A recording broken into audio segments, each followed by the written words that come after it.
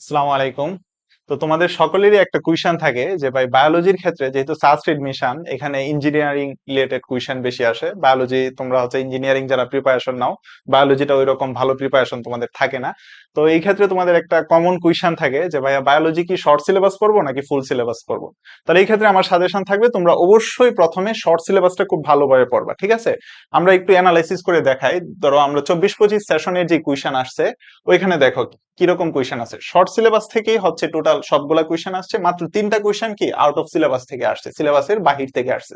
তো দেখতেই পাচ্ছ মাত্র তিনটা, দুইটা কি তিনটা কোয়েশ্চেন আউট অফ সিলেবাস থেকে থাকতে পারে। তো এই দুইটা কোয়েশ্চেনের জন্য হচ্ছে তোমাদের ওই রকম পেন নেওয়ার কোনো দরকার নেই। তোমরা হচ্ছে শর্ট সিলেবাসটাই কি খুব বেশি ফোকাস করবা এবং ভালোভাবে পড়বা। দেখো প্রথম পত্র থেকে তোমাদের প্রথম পত্র এবং second part, first part second পার্টে 7টা করে চ্যাপ্টার আছে।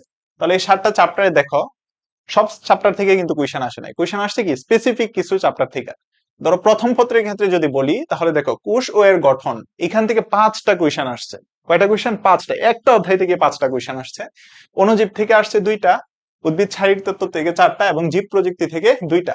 টোটাল দেখো কয়টা, তাহলে ফার্স্ট পেপার থেকে টোটাল কয়টা? 7টা, আর 4টা কয়টা? 13, 14, 15, টোটাল 15টা কোয়েশ্চেনই কোথায় থেকে চলে আসছে? হ্যাঁ 15টাই তো, তাই না? 9, 10, 11, 12, 13, সরি 13টা কোয়েশ্চেন কোথায় থেকে আসছে? ফার্স্ট পেপার থেকে আসছে। আর সেকেন্ড পার্ট থেকে হচ্ছে দুইটা দুইটা, প্রাণী পরিচিতি থেকে 2টা এবং জিন তত্ত্ব থেকে 2টা, টোটাল 4টা কোয়েশ্চেন আসছে। আর দেখো আউট অফ সিলেবাস থেকে আসছে মাত্র 3টা কোয়েশ্চেন, একটা হচ্ছে কোষ রসায়ন থেকে আসছে, আর হচ্ছে কি প্রতিরক্ষা থেকে আসছে। তাহলে দেখতেই পাচ্ছ তোমরা হচ্ছে যদি প্রিভিয়াস কোয়েশ্চেন গুলাই দেখো তাহলে তোমাদের ধারণা হয়ে যাবে। তাহলে সব অধ্যায় পড়তে হবে না, ফার্স্ট পার্ট যেটা বায়োলজির ওইটা তোমরা একটু ভালোভাবে পড়বা, শর্ট সিলেবাসের যে অধ্যায়গুলো, কারণ বিগত বছরগুলোতেও জিএসটি তে ঢুকার আগেও কি সাস্টের ফার্স্ট পার্ট থেকে কি বেশি কোয়েশ্চেন আসতো, ঠিক আছে? তোমরা যদি একটু দেখে দেখে থাকো, কোয়েশ্চেন গুলো অ্যানালাইসিস করে থাকো, তাহলে আশা করি তোমরা উত্তর পেয়েছো।